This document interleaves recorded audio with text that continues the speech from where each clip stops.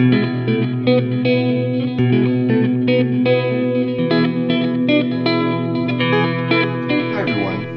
is Dr. Mike, host of the free iTunes podcast, Psychiatric Secrets Revealed with Dr. Mike, but that's not why I'm here today. This is another Saving Savvy episode, this time the second of 3 little mini-series on soup. Soup is, especially when we're talking about homemade soup here, not the stuff from a can, is very nutritious, very economical, and very, very easy to make. So I'm trying to kind of take the fear out of making soup with many of you, so hopefully some of you will try some of these options. Now, last time we made soup the simplest way possible. We made it in just a pot. So everyone has a pot, everyone can make soup. This time we're going a little more high-tech. We're going to use a pressure cooker. Now this is the way that my mom always made soup. She made it at least once a week. Plus pressure cookers are good at making so many other things, from inexpensive cuts of meat, stews, you just name it. They're very versatile appliances. So we're going to do this in a pressure cooker, but we're going to use an electronic pressure cooker. Why? Because it's basically very easy. So let's look at the pros and cons of using an electronic pressure cooker versus using a stovetop pressure cooker. If we look at the electronic pressure cooker first, it has some pros and cons. It's really great for the person who has fear of pressure cookers because it's such a simple appliance to use. You simply press a few buttons and walk away. It's definitely a set and forget device that will reach pressure, turn itself off, and even keep your food warm. But there are a couple of cons too. First is the cost. Most of these pressure cookers cost at least $100, frequently a lot more than that, and they tend to cook with lower pressure, probably to prevent overheating. So they might cook at 10 psi instead of the recommended 15 psi. And because they're an electronic or computerized device, they naturally have a lower lifespan. They're not going to last for generations. If you look at the stovetop pressure cookers, they have their pros and cons too.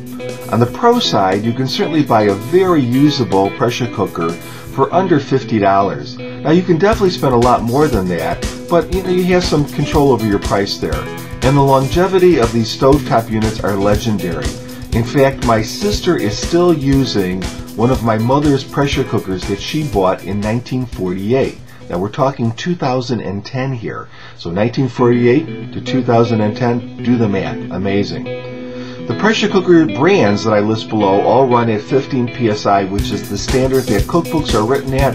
This is the most efficient and cost-effective pressure. It cooks things the fastest, so that's really a real huge pro too. But there are some cons. If you've never used a pressure cooker, there's definitely a little learning curve, and you absolutely have to read the manual, and you may even need to do a little practice run with some water in your pressure cooker. And you have to stay with a stovetop pressure cooker. You can't just stick it on the stove and go mow the grass or something like that. You need to really stay close to it so you can listen and make sure that it's operating correctly. We started out with a 15-bean soup mix. I had never used this brand before. This is Hershey's, it looks like, ham, beans, 15-bean soup mix. It actually was very good, very high-quality beans. I've used many different brands. It doesn't make any difference if it's 15 beans or 13 beans or 16 beans. It's just a multi-bean soup mix in a 1-pound package. And what I like to do is I like to then pour the beans out and look for any defective beans, ones that might be a little moldy or dried up or that sort of thing. This particular package was pretty good, and I didn't find very many. I did find a couple, one with a little bit of what looks like mold on it and some shriveled beans, but overall this was good. In some brands I found twigs and rocks and things, so it really does make some sense to go through the beans and sort through them a little bit. What we're doing now is we're going to soak the beans, and I just have them in a nice little container here, and you can see they fill about 1/4 of the container, and then I'm going to fill that container up pretty high with water. I'm going to add some oil too, because I'm going to cook these beans in a pressure cooker, and I think a little oil kind of reduces the foaming, which is safer for the pressure cooker. You can see it's now covered and ready to go, and this is the next day. Those beans have come up probably more than double their size. Okay, here we are getting ready to make our 15-bean soup. Very easy, very simple. There's our electronic pressure cooker. Okay, this is what's in our pressure cooker right now. It's 32 ounces of chicken stock, 2 cups of water, about a heaping teaspoon of ham base, which is like ham flavored bouillon. We also have 1 regular sized can of chopped tomatoes, a large onion, a teaspoon of chili powder, and a couple packages of True Lemon, because I didn't have the juice of 1 lemon, which is what the recipe called for. I also added a few turns of pepper and a little bit of salt. Again, I always go light on the salt because I could add that later. And I'm going to stir this up a little bit to kind of mix up all those spices and everything. There we go. Okay, I've added the beans, and I've also added a couple tablespoons of cooking oil to help with foaming.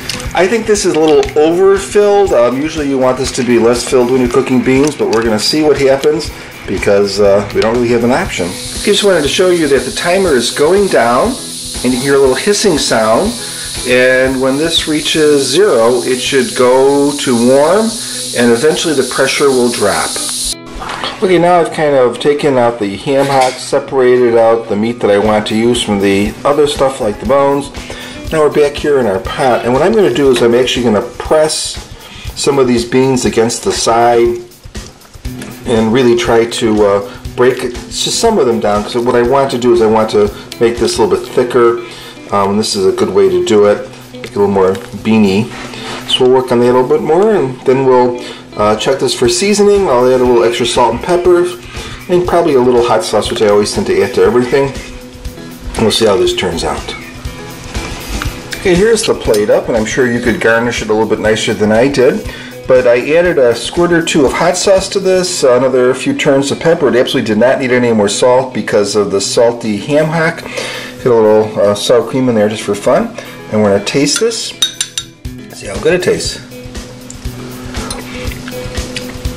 Wow, it really is good. Very, very simple. There you go. 15 bean soup, or if you have a package with 13 beans or 11 beans or 16 beans, whatever, it's really, really good. It's really, really easy. A whole pack of beans, that was about $2.50. The ham hocks, they were around $3. You had a couple of cans of other stuff, and you have enough food to feed an army. Well, as usual, I always try to make something else besides just the soup or the main dish, and we're going to go back from a classic dish from the 60s that my kids requested because they've made this in Girl Scouts. This is a dump cake. There's about 1 million different recipes for it. It's very, very easy. This one consists of a small amount of walnuts, 2 sticks of butter, a can of crushed pineapple, a can of cherry filling, and a cake mix. And so we're going to make that in a little bit and get that popping in the oven, and we should be all set with the dessert plus our delicious soup. And here we have our guest baking chef, Miss Gracie.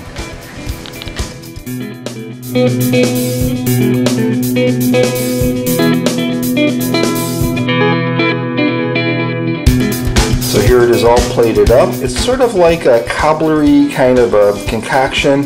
Thought I'd add some ice cream with it and whipped cream. You can never have too many dairy products. I'm going to see if I'm going to give it a little taste here. Whipped cream never hurt anyone. Well, there you have my second of 3 episodes on soup making. I'm not claiming to be any sort of a gourmet cook or anything. I'm just a basic guy who cooks for his family on occasion. So try it yourself. If I can do it, I'm telling you, absolutely you can do it. You'll have enough soup for at least a couple of meals. We always do. So take care, and we'll be hopefully talking again soon.